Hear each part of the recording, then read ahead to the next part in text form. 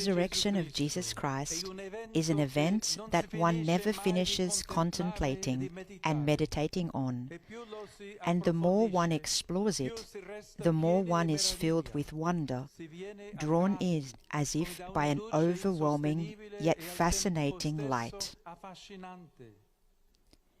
It was an explosion of life and joy that changed the meaning of reality itself, from negative to positive.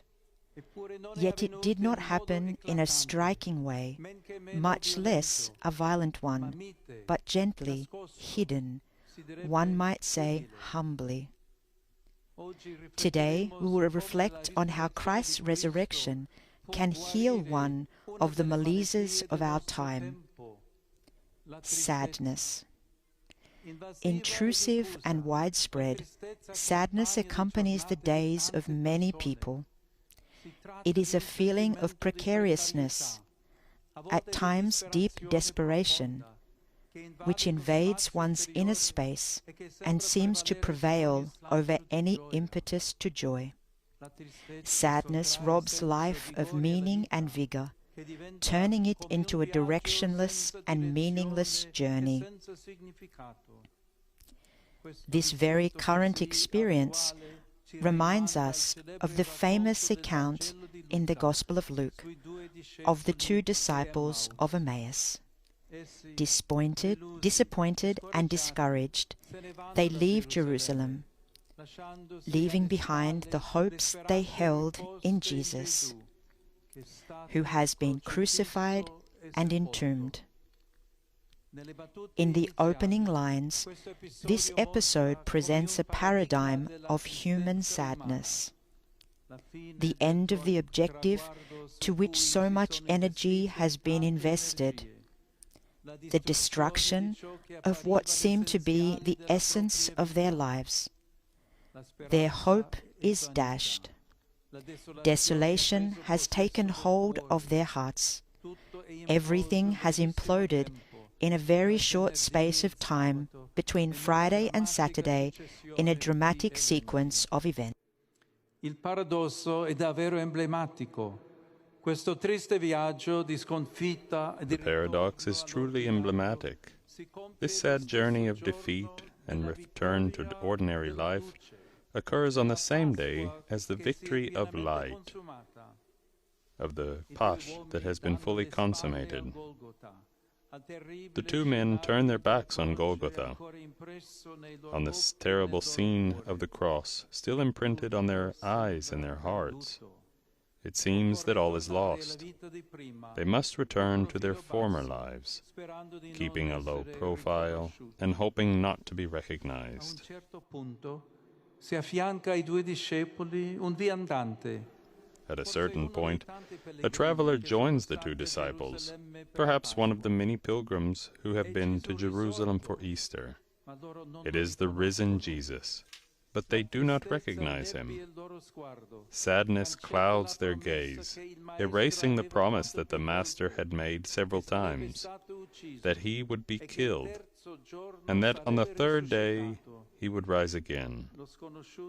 The stranger approaches and shows interest in what they are saying. Il testo dice che I due si fermarono col volto triste. The text says that the two stood still, looking sad. The Greek adjective used describes an all-encompassing sadness. The paralysis of the soul is apparent on their faces. Jesus listens to them, allowing them to unburden their disappointment. Then, with great frankness, he rebukes them for being foolish and slow of heart to believe all that the prophets have declared. And through the scriptures he shows that Christ had to suffer, die, and rise again.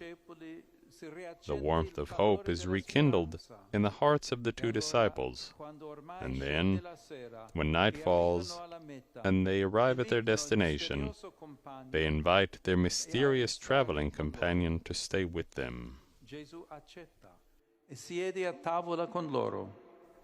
Jesus accepts and takes his seat at the table with them. Then he takes the bread, breaks it, and offers it. At that moment, the two disciples recognize him, but he immediately disappears from their view. The gesture of the broken bread reopens the eyes of their heart, illuminating once again the vision clouded by despair. And then everything becomes clear. The shared journey, the tender and powerful word, the light of truth. Immediately joy is rekindled. Energy flows back into their weary limbs, and gratitude returns to their memory. And the two hurry back to Jerusalem to tell the others everything. The Lord has risen indeed. In this adverb, indeed, the certain outcome of our history as human beings is fulfilled. It is no coincidence that this is the greeting Christians exchange on Easter Day. Jesus did not rise in words, but in deeds, with his body bearing the marks of his passion, a perennial seal of his love for us. The victory of life is not an empty word, but a real, tangible fact. May the unexpected joy of the disciples of Emmaus be a gentle reminder to us when the going gets tough. It is the risen one who radically changes our perspective, instilling hope that fills the void of sadness. On the paths of the heart, the risen one walks with us and for us. He bears witness to the defeat of death and affirms the victory of life, despite the darkness of Calvary.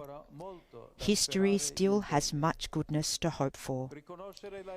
To recognize the resurrection means to change one's outlook on the world, to return to the light, to recognize the truth that has saved us and saves us. Sisters and brothers, let us remain watchful every day in the wonder of the Pasch of the risen Jesus. He alone makes the impossible